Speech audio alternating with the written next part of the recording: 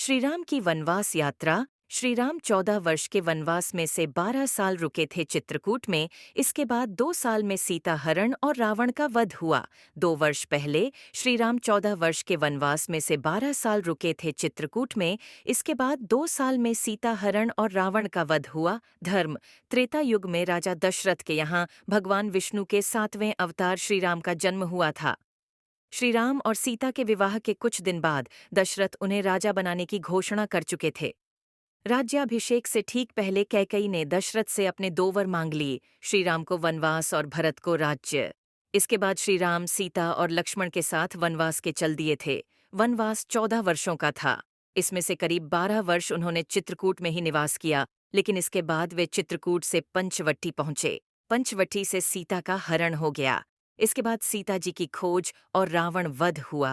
इन सब में करीब 2 वर्षों का समय लगा था। श्री रामचंद्र के जन्म से लेकर रावण वध तक की पूरी यात्रा देखें मध्य प्रदेश के राम गोपाल सोनी ने राम वन गमन पथ नाम की किताब लिखी है। इस किताब के अनुसार जानिए श्री राम ने वनवास के समय किन किन स्थानों की यात्रा की थी और अयोध्या से लंका तक का सफर कैसे तय किया था। अयोध्या से चित्रकूट वनवास।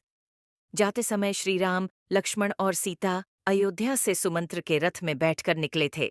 सबसे पहले उन्होंने तमसा नदी पार की। इसके बाद श्रृंगवेरपुर से गंगा नदी पार करते हुए वे प्रयागराज पहुंचे थे। प्रयागराज से आगे बढ़ते हुए वे यमुना नदी पार करते हुए वाल्मीकि आश्रम पहुंचे। इसके बाद वे चित्रकूट पहुंचे थे। अयोध्या से चित्रकूट की दूरी करीब 270 किमी है। इस यात्रा में करीब 140 किमी की यात्रा सुमंत्र के रथ से और इसके बाद पैदल चलकर चित्रकूट पहुंचे। चित्रकूट से अमरकंटक श्रीराम, लक्ष्मण और सीता ने करीब 12 वर्ष चित्रकूट में ही निवास किया था। चित्रकूट के बाद ये तीनों अनसुया के आश्रम पहुंचे थे। यहाँ से टिकरिया, सरभंगा आश्रम, सुतीक्ष्ण आश्रम, अमरपाटन, गोरसरी घाट, मार्कंडेय आश्रम, सारंगपुर होते हुए अमरकंटक पहुंचे थे। चित्रकूट से अमरकंटक की यात्रा करीब 380 किमी की थी।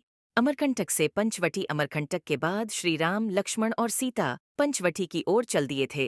पंचवटी में गोदावरी नदी के किनारे पर इन्होंने कुटिया बनाई थी। उस जगह पर गोदावरी धनुषाकार थी।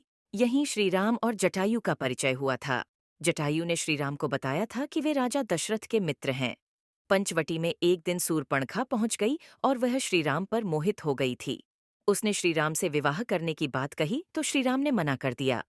इसके बाद सूर्पणखा लक्ष्मण के पास पहुंची थी। लक्ष्मण ने भी विवाह के लिए मना कर दिया तो सूर्पणखा सीता को मारने के लिए आगे बढ़ी तो लक्ष्मण ने उसकी नाक काट दी।